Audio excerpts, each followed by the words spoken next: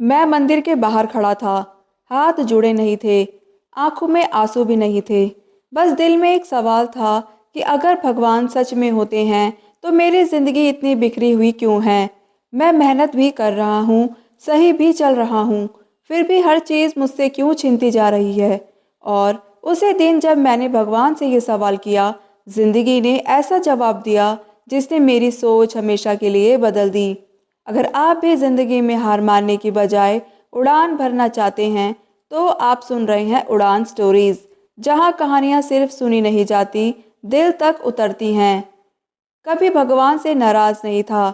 सच कहूँ तो मैं भगवान को मानता ही नहीं था। मुझे लगता था कि जिंदगी मेहनत से चलती है, पूजा पाठ से नहीं। जो मेहनत करेगा वही आगे बढ़ेगा। भगवान बस उन लोगों के लिए होते हैं जिनके पास कोई और सहारा नहीं होता। और शायद इसी सोच की वजह से मैं खुद को बहुत मजबूत समझने लगा था। मेरी नौकरी ठीक चल रही थी, आमदनी कम थी, लेकिन ज़रूरतें पूरी हो जाती थी। माँ पिता साथ थे और मुझे लगता था कि अब ज़िंदगी ऐसे ही चलती रहेगी। लेकिन ज़िंदगी को शायद कुछ और ही मंजूर था। एक दिन अचानक कंपनी ने नौकरी से निकाल दिया। वजह बताई गई कॉस्ट कटिंग।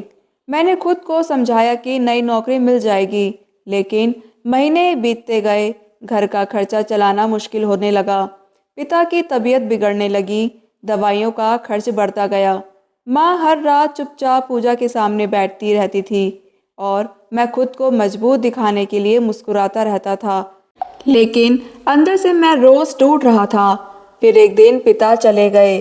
उस दिन पहली बार महसूस हुआ कि ये जिंदगी सिर्फ प्लान से नहीं चलती, कुछ चीजें बिना पूछे छीन ली जाती हैं। कर्ज बढ़ गया, रिश्तेदारों के फोन कम होते गए, दोस्त धीरे धीरे दूर हो गए और जिस लड़की से मैंने भविष्य के सपने देखे थे उसने साफ कह दिया कि वो इंतजार नहीं कर सकती। उस दिन मुझे लोगों पर से भी भरोसा उठ गया और खुद पर से भी। रात रात भर मैं छत पर बैठकर आसमान देखता और सोचता कि मेरी गलती कहाँ थी। एक दिन माँ ने बहुत प्यार से कहा कि मंदिर चलते हैं। मैं हंस पड़ा और कहा कि अब भगवान से क्या मांगोगे, जो था वो भी तो ले लिया। माँ ने कुछ नहीं कहा, लेकिन उस दिन मैं मंदिर चला गया, भक्त बनकर नहीं बल्कि शिकायत लेकर। मंदिर के बाहर खड़ा था, अंदर जाने की हिम्मत नहीं हो रही थी।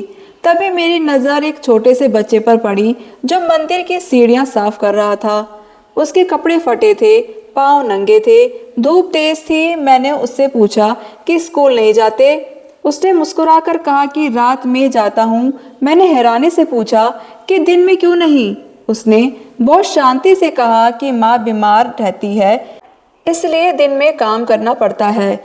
उसके चेहरे पर कोई शिकायत नहीं थी, कोई गुस्सा नहीं था, बस एक सुकून था जिसे मैं समझ नहीं पा रहा था। मैंने उससे पूछा कि भगवान से नाराज नहीं हो। उसने कहा नहीं, भगवान ने माँ दी है, वही बहुत है। उस पल मेरे अंदर कुछ टूट गया। मैं जिसके पास माँ भी थी, पढ़ाई भी थी, सपने देखने की आज़ादी भी थी, मैं हार मान चुका था और ये बच्चा जिंदगी से लड़ रहा था। मैं पहली बार मंदिर के अंदर गया, मूर्ति के सामने खड़ा हुआ, हाथ अपने आप जुड़ गए। मैंने कहा अगर आप सच में हो तो बताइए इतनी तकलीफ क्यों? क्यों आवाज नहीं आई? कोई चमत्कार नहीं हुआ। लेकिन उस पल मेरे दिल में एक बात बैठ गई कि शायद भगवान हमारी जिंदगी नहीं बदलते, शायद वो हमें बदलते हैं। मैं बाहर आया, उस बच्चे को कुछ पैसे दिए। उसने मुस्कुराकर कहा भैया दुआ दे दूं, और बोला आप हार मत मानना, भगवान देर करते हैं लेकिन ना नहीं करते। उस रात मैं सो नहीं पाया। अगले दिन मैंने फिर से शुरुआत की, छोटी नौकरी, कम सैलरी, लेकिन ईमानदारी के साथ। धीरे धीरे हालात संभलने लगे, माँ के चेहरे पर मुस्कान लौट आई। आज मैं बहुत अमीर नहीं हूँ, लेकिन शांत हूँ।